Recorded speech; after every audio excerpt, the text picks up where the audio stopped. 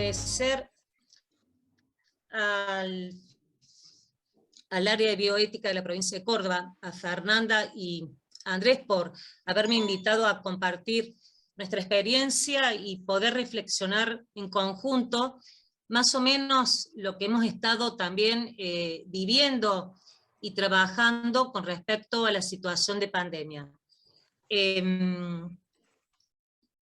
La próxima, Ine.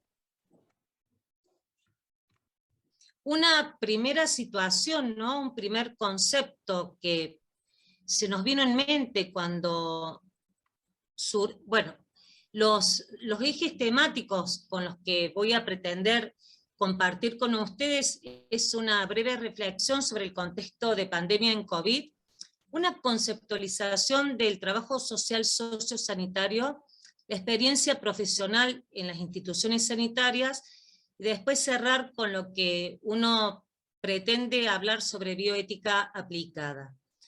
La próxima, Ine. Cuando yo hablo de la próxima Ine, ¿quién es Ine? Bueno, este trabajo lo hemos hecho con la licenciada Gianola, que es mi colega y compañera de trabajo, y en el camino de la bioética estamos juntas, así que por eso estoy la próxima Ine. ¿Qué nos pasó cuando queremos reflexionar sobre el contexto de pandemia COVID-19? Un gran interrogante, y más o menos lo manifestó Andrés, lo han dicho claramente Soledad y Nadia, fue la incertidumbre, no sabíamos qué pasaba, había una sobrecarga de información y desinformación a la vez. Entonces eso fue lo primero que se me vino a la mente, ¿no? Un momento de incertidumbre. Incertidumbre, y cuando no sabemos qué hacer, y voy a recuperar, chicas, lo que Soledad y Nadia y Andrés también comentó, ¿no? Es preguntarnos qué pasaba, no podíamos mirar para otro lado. Es, aparte de preguntar, informarnos, especialmente escuchar de lo que la propia gente, las propias personas expresaban, los que nos decían los organismos gubernamentales, los científicos, reflexionar, ¿no? Porque si bien estábamos motivados a no pararnos, pero teníamos que reflexionar sobre qué debíamos y queríamos hacer. Donde los temas sociopolíticos, ¿no? Teníamos los decretos, los memorándum, la información de cómo trabajar en el lugar que nos tocaba trabajar, necesitábamos preguntarnos y escuchar más allá de lo que nos decían que debíamos hacer. Y esto tiene sentido no solo desde la obligatoriedad de cumplir con una recomendación, sino preguntarnos todo el tiempo si lo que debíamos hacer y lo que teníamos que hacer era lo adecuado y lo correcto. Entonces, en esto de la incertidumbre, no paralizarnos y caminar, ponernos en camino y recuperar un poco dos frases de Neruda que dice, bueno, en esto de no paralizarnos y no saber qué camino llegar o transitar, era caminante no hay camino, se hace camino al andar. Era caminar, escuchar, buscar las necesidades, reflexionar, tomar decisiones en equipo y en grupo. La próxima, Ine. Trabajo social sociosanitario como definiciones importantes a tener en cuenta en el ámbito donde desarrollamos con Inés nuestra profesión, implica la personalización de la atención. Es decir, si bien teníamos estadísticas, todos los días los medios de comunicación hablaban de ciento tantos casos, el porcentaje, los números, y la información que nos manejaba era tan cuantitativa, no perder el concepto de que cada persona y cada ser humano tiene nombre, no es un síntoma, no es un número, quizás entraba en ese porcentaje general, pero tiene historia, tiene costumbres, como recién decían las chicas, ¿no? tienen aprendizajes y estos saberes populares que son relevantes, importantes a tener en cuenta. Hay un entorno, y que pasaba mucho más de un diagnóstico o un testeo, saber si eran COVID positivo, un número de habitación, un número de historia clínica, un número de documento para ingresar al CD. Estamos hablando de personas. Entonces, el profesional de trabajo social sanitario realiza el estudio, observación, diagnóstico, abordaje, intervención de aquellos factores psicosociales que inciden en el proceso de salud y enfermedad. La próxima, Ine. ¿Y por qué hablamos en relación a la anterior diapositiva? Porque concebimos a la persona en sus diversas dimensiones, pero que hacen a la persona. La dimensión biológica, la dimensión psicológica, la dimensión social, la dimensión espiritual, y eso nos exige, nos demanda una atención integral. Para que esa atención integral se concrete y no solamente sea una aspiración, requiere de un equipo interdisciplinar, requiere de toda la comunidad. En el caso hospitalario, un equipo no solamente conformado por el comité de expertos valiosos, especialistas médicos, pero como tiene que ver con esta jornada de bioética, la persona o los sujetos con los que trabajamos son sujetos de derecho. Entonces, este abordaje integral tenemos que considerar todas estas dimensiones que conforman a la persona o al sujeto. La próxima, Inés. Nosotros como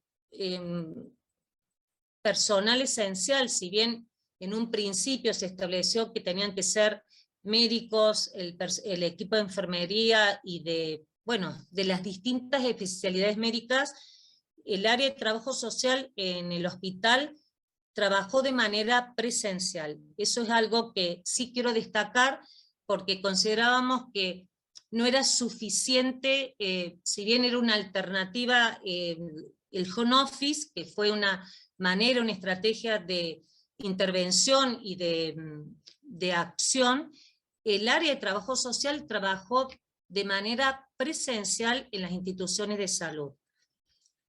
Tuvimos que readaptar como equipo, como miembros del equipo de salud, tenemos protocolos de trabajo, y ante la situación de pandemia, tuvimos que readaptar nuestra modalidad de trabajo en el área, y modificamos algunos protocolos de trabajo. Surgieron obviamente nuevas necesidades que llevaron a crear equipos de trabajo interdisciplinarios que tienen que ver con lo primero que dije en un principio. No solamente las personas tienen un síntoma o un diagnóstico médico, sino que teníamos que generar los trabajos, los equipos interdisciplinarios para garantizar realmente lo que es la atención integral. Eso, para poder generar, no es desde la imposición, sino desde el diálogo permanente. Vuelvo a repetir, trabajamos en instituciones de salud, fluido, un diálogo permanente, fluido, con dirección médica, que tenían la responsabilidad de la gestión dentro de la institución de salud, con el equipo médico. Cuando yo refiero a mandos medios, son los distintos jefes de áreas que constituyen un hospital, y en comunicación y contacto permanente con el Comité Institucional de Bioética. Trabajo también en red, articulación con todos los actores que integran el proceso de salud. Recuperando y escuchando recién a las chicas, a Nadia, tuvimos que también, esto que ustedes decían, que si bien a nivel barrial hubo cercos, a nivel provincial y a nivel de localidades también hubo cercos, y tuvimos que articular con las distintas jurisdicciones para que los pacientes, las familias, pudieran llegar a la ciudad de Córdoba o egresar de la ciudad de Córdoba, habiendo rutas, digamos, porque eran tan taxativas a veces los decretos que tenían, que bueno, hubo una situación de justamente de disociación, de separación de los pacientes, sus familias, hasta su egreso y regreso a sus residencias o ciudades de la provincia de Córdoba. Eso significó el trabajo en red.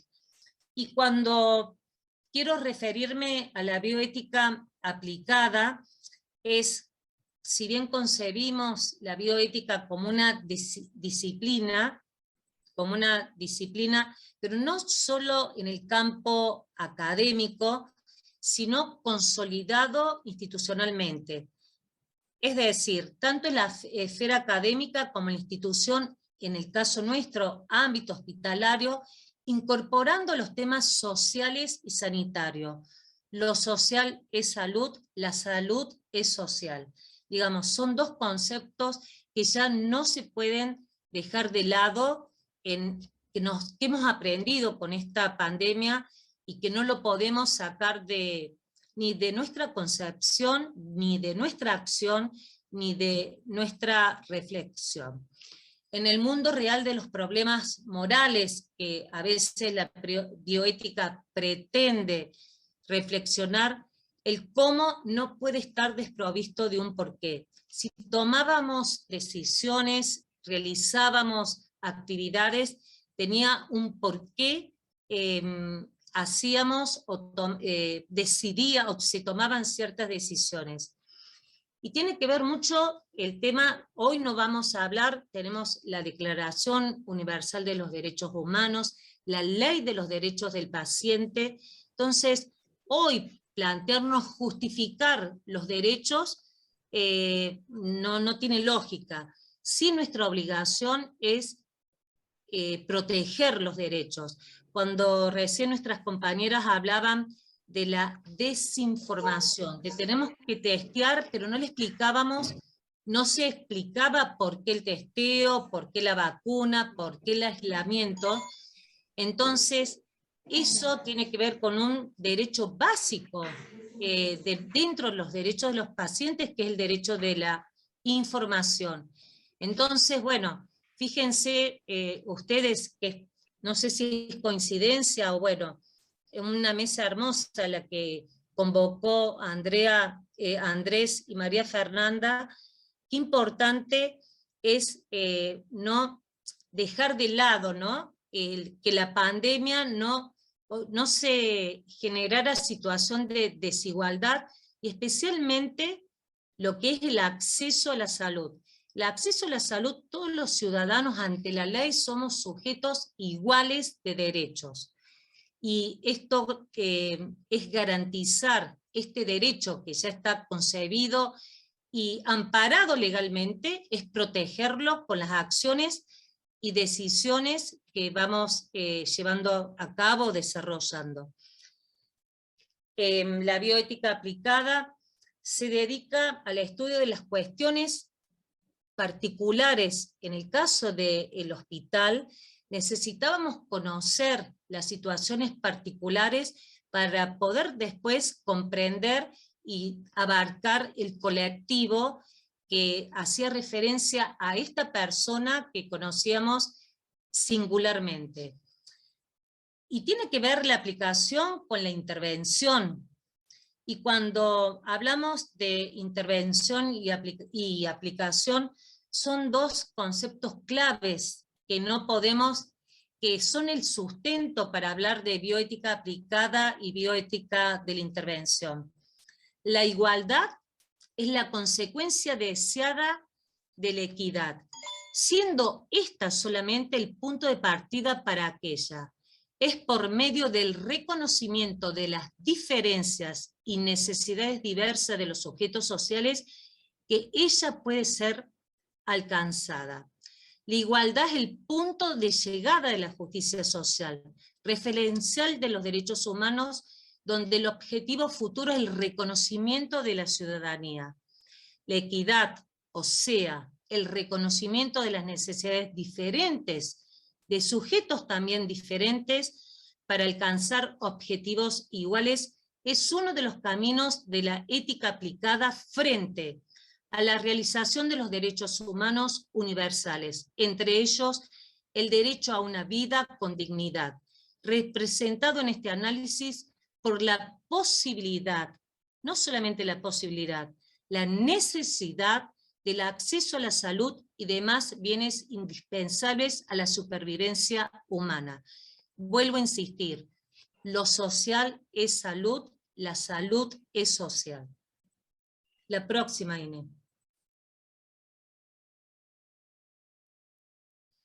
Y para más o menos fundamentar esto que anteriormente quise compartir con ustedes, son valores o categorías de análisis que no podemos dejar de lado y que tiene como sustento para hablar de bioética: la libertad, la responsabilidad, el cuidado, la solidaridad, la alteridad. No es uno, somos el uno y el otro hacen el valor de las relaciones que se construyen, de las acciones por las cuales damos respuestas al para qué.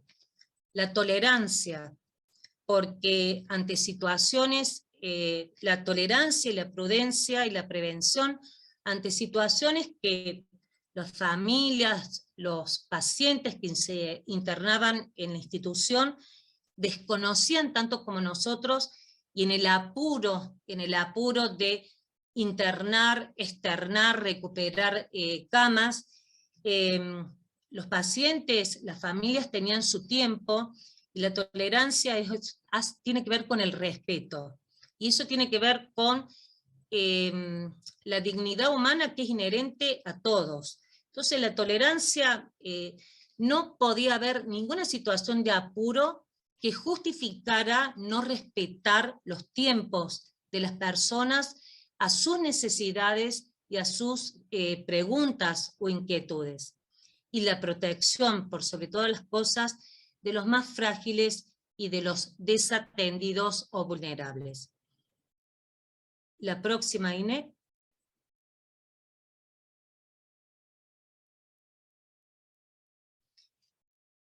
Responsabilidad es uno de los principales esfuerzos de la ética aristotélica.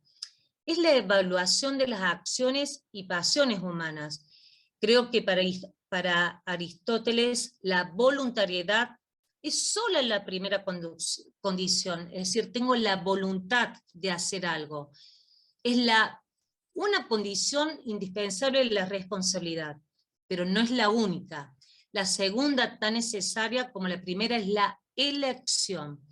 Y cuando uno se refiere a la elección, toma de decisiones, en estos diálogos que teníamos con los directivos, el equipo de salud y el comité de bioética, es comprender que la libertad y la responsabilidad, uno como sujeto se constituye en esta autoposesión, que significa que la persona es dueña de sí e independiente, autónoma en su toma de decisiones, dando lugar a la autonomía y a la intimidad.